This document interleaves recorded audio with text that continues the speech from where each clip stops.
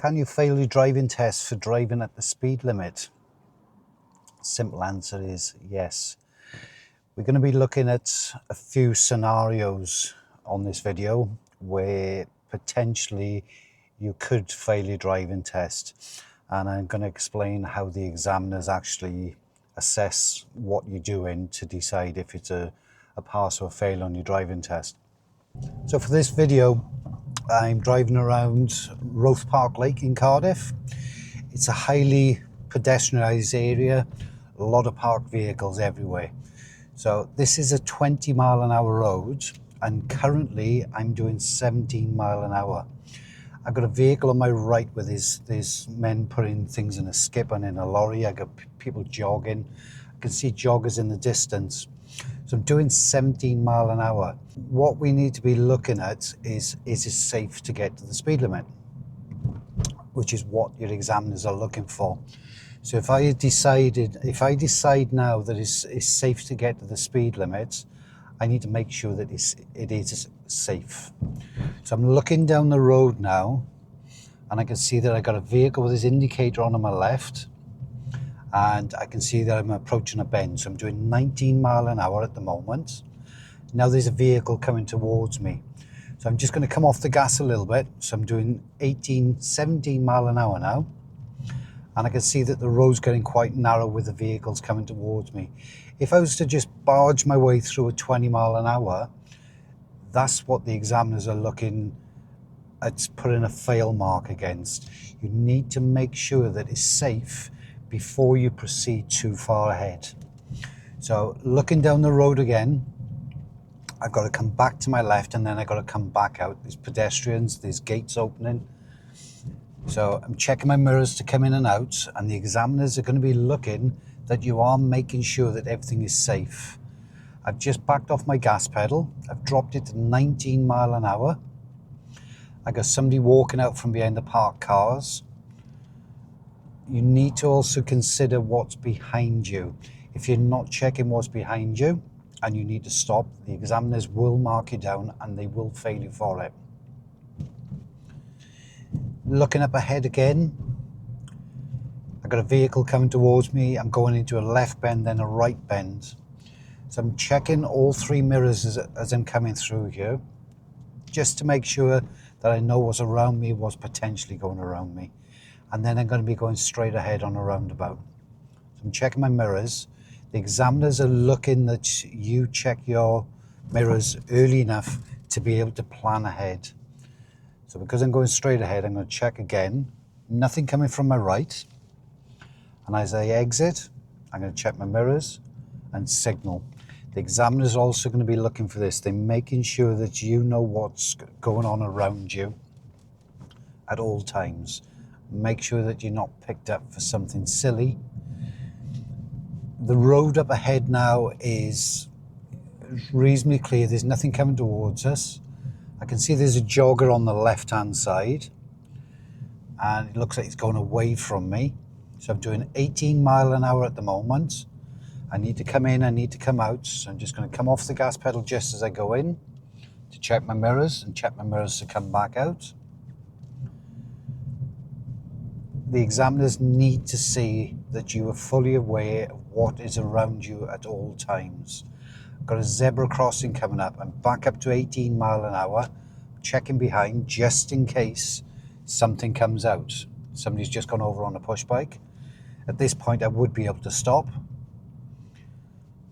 I'm going to recheck my mirrors again just before I go over, because I want to make sure nothing's coming around me. And now I've got several vehicles coming towards me, but I've got plenty of space within my side of the road to actually get through. So I'm just going to pick it back up, and I'm doing 19 mile an hour at the moment. Gentleman with his dog on the left, another gentleman on the left. So look at these scenarios as being the hazard perception videos when you was doing your theory. If you haven't done your theory yet, make sure that you are practicing hazard perception, so you're making yourself aware of things before it happens. I'm back down to 17. I'm going to give it a gentle brake here, so check behind. That's what the examiners are looking for. If you don't check behind before you slow down, they will fail you on your driving test.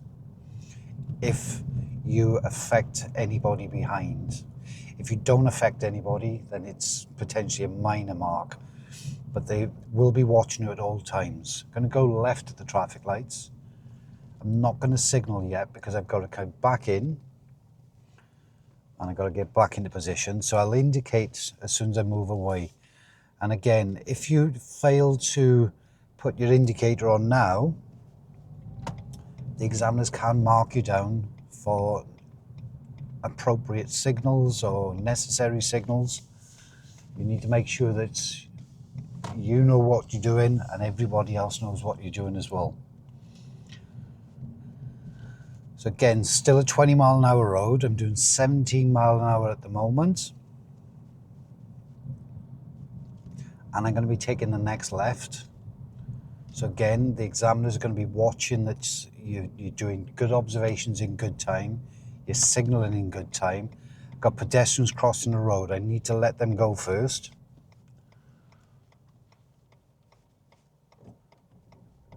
They're not crossing the road, so now I can go. Code H2 on the highway code. If somebody's waiting to cross the roads, you need to give them priority. If they're not crossing, then you can't proceed. For this now, I'm going to be just checking behind again, and I'm going to wait for these vehicles to come through.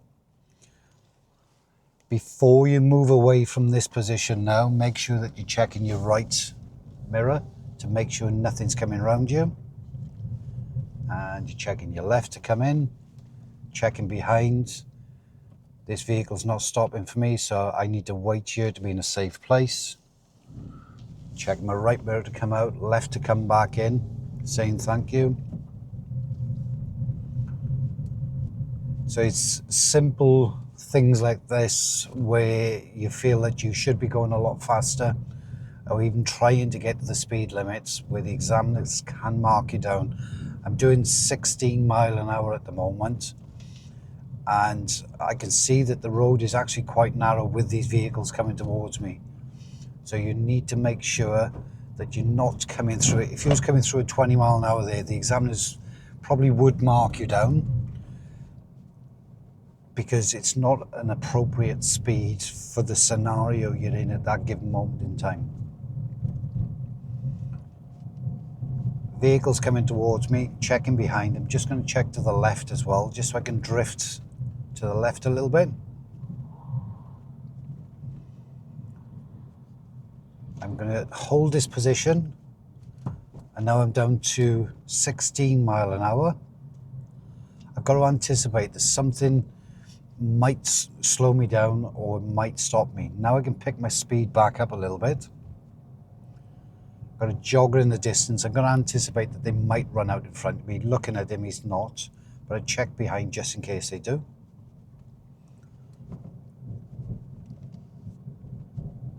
I got a bend coming up, so I'm doing 20 miles an hour at the moment, but if something comes towards me now, I'm just going to come off the gas pedal and I'm going to go right at the traffic lights. So check my mirrors early. I'm not going to get my position early this time, because if I do, I'm going to block oncoming traffic. Now I've got my position to turn right, and I'm just going to wait patiently at the traffic lights. Because I've left such a big space on my left-hand side, before I move away, I'm going to check both my side mirrors. As I'm looking forward now, I'm also checking my rear view mirror, but I need to make sure nothing's coming up the left and the right of me before I actually move away. So I'm checking left, checking right. There is actually a cyclist coming up on my right, but it's about 4 cars away. So if those lights were red for another second or two, the vehicle's just come out of the traffic lights now. So if they were red for another second or two, that push bike would have been right on my right-hand side. So I need to make sure. If I fail to spot that cyclist and now I move away, again, the examiners can fail you for it. So 19 miles an hour. I got good clearance on the parked vehicles. I got good clearance for the vehicles coming towards me. Now I'm just going to pick it back up to 20. And now I can see that I need to come back in and back out again. So I'm going to come off my gas pedal just when I reach the red car on my left. So I can check my left mirror. A little bit of gas to get the car straight and check my right mirror and come back into position.